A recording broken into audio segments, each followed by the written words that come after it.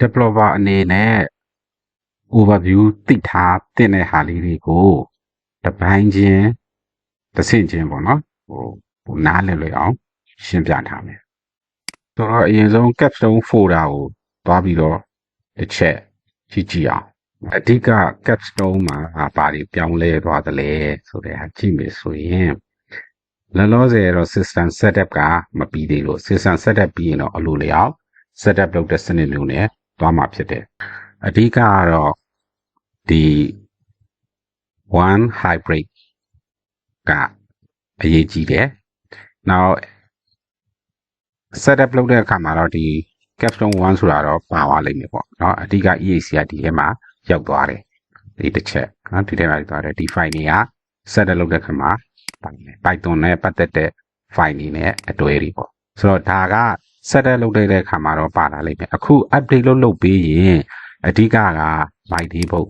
my debug နဲ့ပတ်သက်လို့ကဒါအရင်ပုံစံအဟောင်းအခုထည့်တာဒီတိုင်းပဲထည့်ထားတာမျိုးထည့်လို့ရတာဆိုတာအလွယ်သုံးတယ်တကယ်တော့ကိုယ့်အကို debug ဆိုတဲ့ folder ကိုတနေရာမှာထားပြီးတော့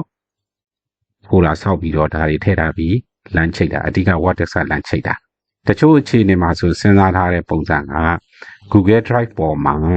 เนาะတင်ပြီးတော့ဒီ debug တွေကိုထားပြီးတော့သူတို့ချိတ်သုံးတာမျိုး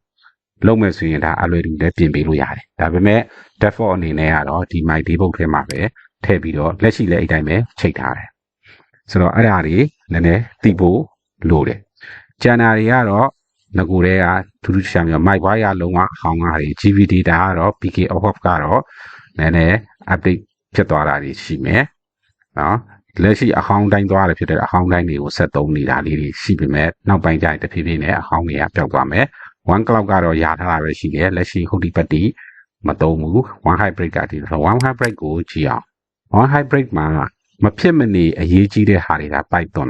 နော် Python file တွေဒီ Python file တွေနဲ့ပတ်သက်လို့ကတော့ဒီ set မှာက Python နဲ့ install လုပ်ထားလို့ဒီလိုပုံစံပေါ်နေတာတခြားတဲ့ user set တွေမှာဆိုရင်အဖြူပဲဖြစ်နေလိမ့်မယ်နော်ဆိုရင်ဒီကောင်အရေးကြီးတယ်ဒီကောင်အရေးကြီးတယ်ဘာတွေလုပ်ပေးတယ်လဲဆိုတော့ဒါ add sheet back ဆိုတာအခုခလုံးနှိပ်လိုက်လို့ကိုထည့်တဲ့ transition တွေကို database တွေကို sheet တွေကိုထည့်ပေးတာကိုသူလုပ်ပေးတယ်ပြီးရင်ဒါ backup လုပ်ပေးတယ်ဒီ backup လုပ်ပေးတယ်ဆိုတာတခြားမဟုတ်ဘူးဒီ zip လုပ်ပြီးတော့ password နဲ့ပိတ်ပြီးတော့သူက online ပေါ်တနည်းအားဖြင့် G drive ပေါ်တင်ပေးလိုက်တယ်အဲ့ဒါတင်ပေးထားတာကိုတစ်ဖက်ကအဲ့ဒါကိုပြန်ဖြည့်ပြီးတော့ပြန် data ကိုပြန်ပြီးတော့အသုံးချတာ database မှာ update လုပ်တာเนาะသဘောတစ်ခုကသူကတင်ပေးလိုက်တာပေါ့เนาะဒါကကြတော့ဒါ box ကိုတင်ပေးတာ box ဆိုတာအရှင်းမှာပြောခဲ့သလို user တစ်ယောက်က box တစ်ခု user 1 box 1 user 2 box 2ဒီ box တစ်ခုချင်းကို zip လုပ်ပြီးတော့တင်ပေးတာကိုဒီလုပ်သူလုပ်ပေးတယ် backup database ကကြတော့ database ကိုဒီမှာသုံးတဲ့ database က SQLite S ရဲ့ Q ရဲ့ LIT တဲ့SQLite ဆိုတဲ့ database အဲ့ဒီ database ကအခုလူသိများတဲ့အသုံးထဲမှာဆိုရင်တော့ဒါ Fiverr ရဲ့အသုံးပြုတဲ့ database က SQLite ဆိုတော့အခု Capstone OneOffice နဲ့ ERP Lite မှာကလည်းဒီ SQLite version ကိုသုံးတယ် SQLite version ကဘာလေးနည်းနည်းကွာလဲဆိုတော့ update เนาะ technology ကနောက်ဆုံး update ဟိုဖြစ်တယ်ဟို access တို့ဘာလို့လူမျိုးကတော့ခက်နောက်ကြခဲ့ပြီလို့ပြောလို့ရတယ်ဒါပေမဲ့သူကပို့ပြီးတော့အများကြီးသုံးလို့ရတယ် open source လည်းဖြစ်တယ်ပေါ့နော်ဒါ update database အဲ့ဒီထဲကို backup database လုပ်ပြလိုက်တယ်ဆိုတော့အဲ့ဒီလိုလုပ်နိုင်ဖို့အတွက်သူတို့ရဲ့ညွှန်ကြားတာလေးတွေကဒီ file လေးတွေ CPAI file လေးတွေကညွှန်ကြားတာဒါကြောင့်ဒီ file လေးကလည်းသူတို့နဲ့အတွဲအဆက်เนาะအားကြောင့်သူတို့ကလည်းရှိနေဖို့လိုတယ်ဒီ file လေးတွေအတိုင်းရှိနေဖို့လိုတယ်ဟောနောက်ဒီမှာကျတော့ frame ဆိုတာလေးတွေဒီ frame ကြီးတခြားမဟုတ်ဘူးဒီ report လုပ်တဲ့အခါမှာ dashboard web page ပေါ်မှာ dashboard ပုံစံနဲ့လုပ်ဖို့တဲ့ frame နံပါတ်ကလေးနဲ့ကြိုဆောက်ထားတာဒါလည်းရှိနေမှ dashboard report ကလုပ်လို့ရမှာနော်တရားလေးတွေက HTML base လေးတွေဒါကကြတော့ block လုပ်တဲ့ဟာလေးတွေကတခြားမဟုတ်ဘူး audit purpose လုပ်တဲ့ transition အားလုံးလေးတွေကိုသူကတိမ့်ထားတာအဲ့တိမ့်ထားတာကိုပြန်ပြီးတော့ကိုစစ်လို့ခြင်းအောင်ကြည့်လို့ရအောင်တကယ်လို့အမားတွေရှိရင်ဒီထဲမှာ လိုက်စီလို့ရအောင်ဒါက test ပိုင်းလေးတွေကလည်းသူကသူရှိနေပါစေဒီကောင်ကဘာလဲ M01 box set DD တို့ M02 box set GD တို့3ဆို7ဆိုပြီးတော့ဒါတွေကရှိနေတယ်တော့ဒီရှိနေတာဒီဟာလေးတွေကတခြားမဟုတ်ဘူးဒီ what desk ရဲ့အဆိုင်ချထားတာဥပမာ sales module 01ဆိုရင်ဒါဒီမှာရှိတယ် purchase 02မှာရှိတယ်ဆိုဒီမှာရှိတယ်အဲ့ဒီသဘောမျိုးဒါကလောဆယ်ကဥပမာဒီ file ကိုဖွင့်လိုက်လို့ဒီလိုအစင်းသင်းဖြစ်နေတယ်ဆိုတာကအဲ့ဒီထဲမှာတစ်ခါလေးလောက်ထားပြီးသားမို့လို့ကိုဒီမှာဒီ set ကနေကိုပြင်လိုက်တယ်ဆိုလို့ရှိရင်အဲ့ဒီမဲ့လည်းပြောင်းသွားတယ်ဒါတွေကို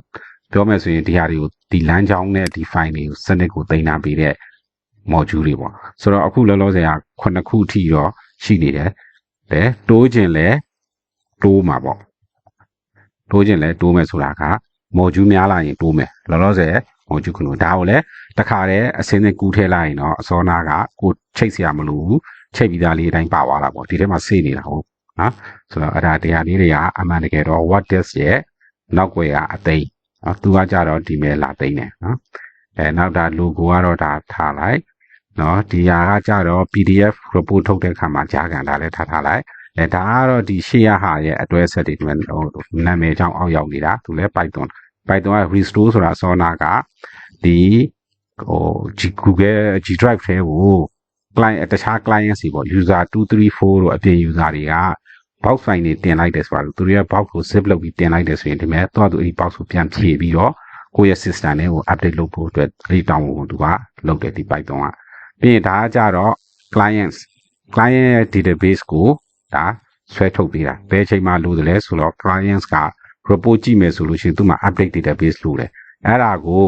center ကနေတင်ထားပေးတာကိုသူကပြန်ဖြည့်ယူပြီးတော့သူ report ကြည့်ဖို့အတွက်ဖြည့်ထုတ်ပြီးတော့ပြန်ဖြည့်ပေးတာအဲ့ဒါဆိုသူက report ကြည့်လို့ရမယ်ဆိုတော့ဒါက client side ကပဲသုံးတာဒီ client ဆိုတဲ့စလုံးပါတဲ့ဟာတွေက client side အတွက်ပဲသုံးတာနော် client ကသူကတချမ်းပဲလုပ်တာနော်ဆိုတော့ဒါက schedule auto sync ဆိုတာတခြားမဟုတ်ဘူးဒါကအလိုလျောက်အစောနာပြောတဲ့Google Drive ကိုအလိုလျောက်အစီအစဉ်ဆွဲပြီးတော့ပို့ရတာဒီဘယ်ဟာနဲ့ဆိုင်တယ်လဲဆိုတော့တကယ်လို့ဒီ admin console ဖွင့်ထားရင်ဒီဟာတွေပေါ့ဒီမဲ့ဒီ cloud cycles tools ကအဲ့ဒီကောင်တော့ဖွင့်ပြီးတော့အလိုလျောက်9မိနစ်တစ်ချိန်တင်ချင်တာလားသူကသူအလိုလျောက်လဲပတ်နေတဲ့ဟာဒါပေမဲ့လို့အဲ့ဒါမသုံးဘဲနဲ့လည်းရတယ်ဘာဖြစ်လို့လဲဆိုတော့ server မှာတင်ထားတာမျိုးမဟုတ်တဲ့အတွက်ဆိုတော့ transition ထည့်ရင်းနဲ့တခါတည်း cloud update လုပ်လိုက်ရင်တော့သူအဲ့ဒီအလုပ်ကိုလုပ်သွားမှာဖြစ်တယ်ဆိုတော့အဲ့ဒါလည်းဒီဖို့နော်ဒါဆိုလို့ရှိရင်ဒါ setting ကကြတော့လေဘာမှသိတာမဟုတ်ဘူးဒါတရားလဲလောလောဆယ်အရေးမကြီးဘူးဟိုတူတမ်းဒီကောင်ကအရေးကြီးတယ်ဒီ stack လုပ်ဆိုတာကဒီ program ကိုစဖွင့်လိုက်တဲ့အချိန်မှာ Python ကနေပြီးတော့ဒါကို read လုပ်ပြီးတော့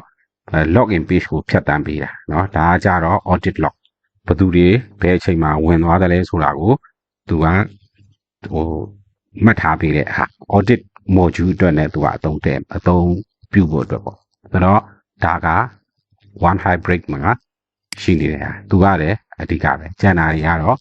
ငကိုအဟောင်းတိုင်းအတွက်ပြဿနာမရှိဘူး